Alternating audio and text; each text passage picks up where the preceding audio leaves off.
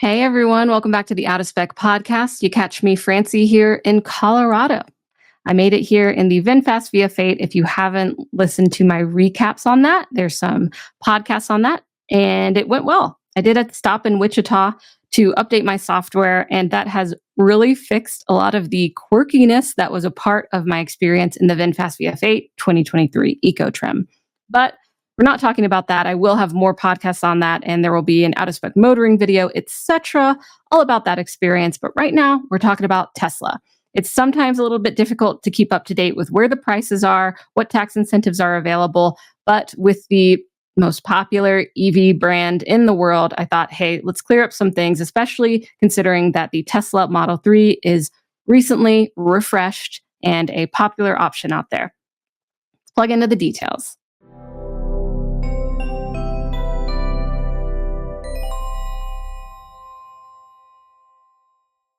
This episode is made possible by the support we get from Fort Collins Kia. If you are in the market for any electric Kia, not only do they never add market adjustments, they will deliver your car to you anywhere in the 48 contiguous states for out-of-spec viewers. More information in the link in the show notes. Okay, y'all, thanks again for joining me. It's great to have you here.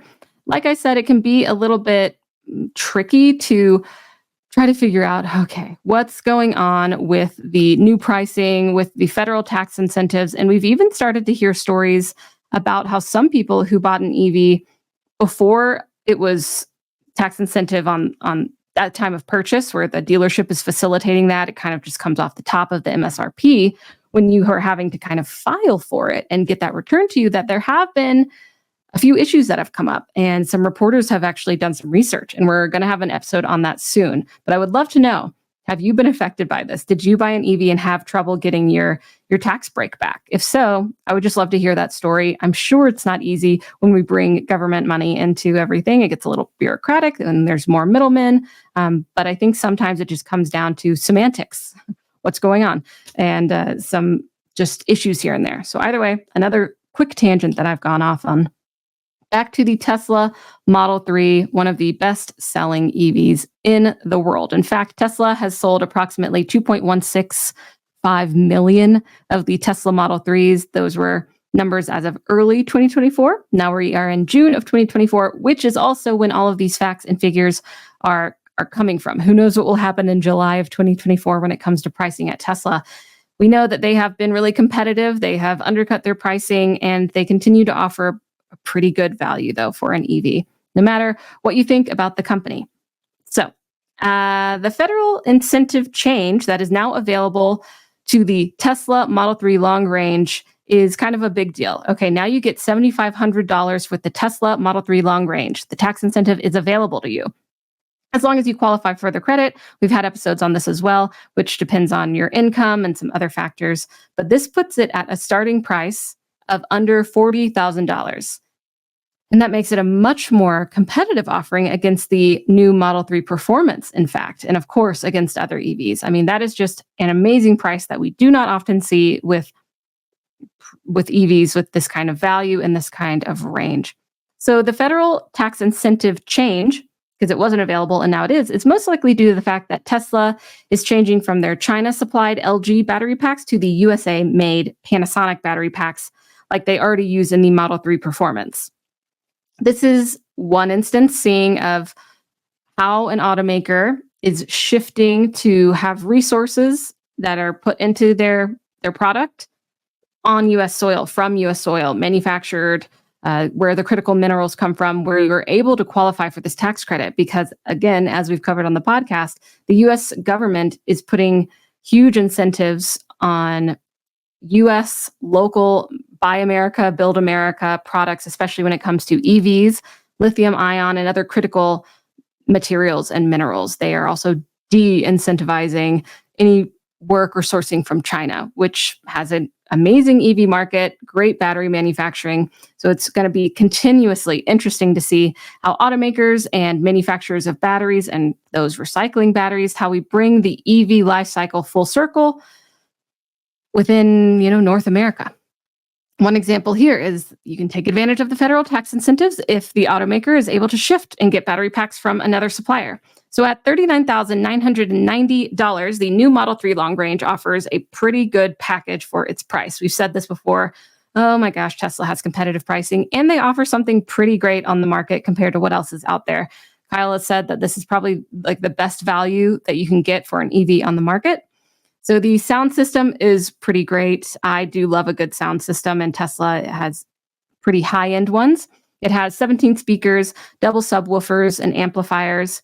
It has the interior comfort upgraded with the ventilated seats and the improved driving comfort due to the new frequency response dampers. It also has just quality upgrades that if you saw the original Tesla Model 3 refresh reviews come out, they were like, it's quieter, it's more comfortable. Tesla took what they had made in mass, and now they're making it in mass with these upgrades that have reduced road noise compared to earlier generations, as well as that comfort. It also still has, of course, Tesla's great route planning and the access to the supercharger network and autopilot, the lane holding, and the adaptive cruise as standard. Those are standard features. So it's a pretty good offering, but this is the long range. Maybe you don't care so much about long range, and I will put that into perspective a little bit. So as you can see that I'm pulling up here, if we look at Tesla's own website, when you look at the long range all-wheel drive, you can see that it is an EPA estimated range of 341 miles. When you look at the rear-wheel drive, this is 272 miles. That's about a 70-mile difference from the EPA estimated range. Of course, we know that the EPA estimated range is one number. It depends on a lot of different circumstances exactly what range you're going to get. But a general 70-mile difference could make it or break it from you, just considering long range or the rear-wheel drive.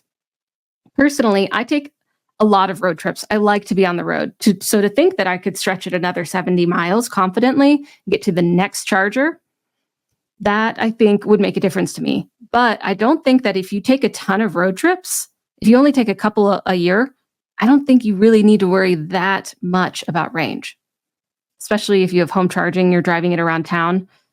That's my 2 cents. Let me know what you think, how much that would play into your consideration for an EV about the range when there are some other options.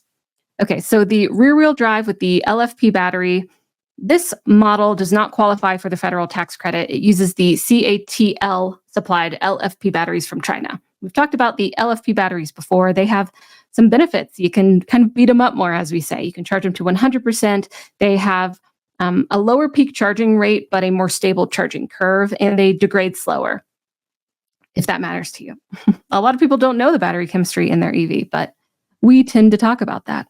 And while not as advanced as the long ranges, it does still offer a good sound system, and the price is at $38,990. Again, does not qualify for the tax credit, but is a bit cheaper. The Tesla Model 3 Performance does qualify for the $7,500 tax credit, and the price, including with the tax credit, is $47,490. Another competitive pricing from a automaker that has had so much success in the EV space, and I would love to see more and more competitive pricing around this. The features of the Tesla Model 3 Performance are kind of in the name, performance. You might be performance-minded if you're going for this, or maybe not. Maybe you just get this option. This includes everything that is in the long range option, plus sport seats, adaptive suspension, larger wheels, and the track mode for enhanced performance. Some things to consider there that might help you or someone you know think about, okay, there are these options from Tesla. Which one would be the best for me? And maybe you're not even just looking at the Model 3, maybe you're looking at the Model Y. As we know, as you might not know, the Tesla Model 3 is the best-selling car in the world, and certainly the best-selling EV. Did I say Model 3? I meant Model Y. The Tesla Model Y is the best-selling EV in the world. People really love it. I think probably because it has the bigger space. You can do more things with it technically if you have a family. It perhaps fits that lifestyle. But I would love to know for y'all, what is really the difference for you between a Model 3 and a Model Y if you were going to consider those? Additionally, the rear-wheel drive versus the long range. Do the benefits of the LFP battery, if you care about them in the rear-wheel drive model, make you want to choose it over the long range? Or is it the 70 miles more of range and the different battery? But the pricing is so similar. So I think it would really be coming down to, okay, rear-wheel drive or long range, what matters to me there? So I would love to know what would kind of tip y'all, or what you even think would tip your neighbor. Okay, the sales impact. The Model 3 refresh definitely has brought benefits to this. It's an upgraded Tesla Model 3, which is a hugely popular EV. Will this make it more competitive against the Model Y with these upgrades and now the access to the federal tax incentive or with the long range or not? Will the Model Y continue to be the chief reigner of the EV world? And I also wanted to know, okay, so Tesla came along with the Model 3 refresh. It might be a no-brainer that they're going to do one at a time, refresh the Model 3, then come in later and refresh the Model Y. But the Model Y being the most popular EV, why do you think they refreshed the Model 3 first? Why do you think they didn't do it at the same time? Should they have refreshed the Model Y at the same time as the Model 3, or why not spread it out over time? I don't know, just some things that I was curious about and would love to know what our wonderful audience is thinking. So let me know in the comments. Hopefully that gives you a clear picture of the Tesla Model 3 pricing for June of 2024. Who knows what will happen in July, but that is where things stand right now. Are you in the market for an EV? Are you considering Tesla? At least now you can compare these options to whatever else you're looking at if you're not considering a Tesla Model 3. And now you know the Tesla Model 3 long range qualifies for federal tax incentives. And it'll be interesting to see who else is able to source and manufacture in ways to take advantage of that for their buyers. Okay, for more information, of course, you can go to Tesla's website. But thank you for tuning in with us today. Drive safe, charge up, be well. See you next time on the next episode. Bye, y'all.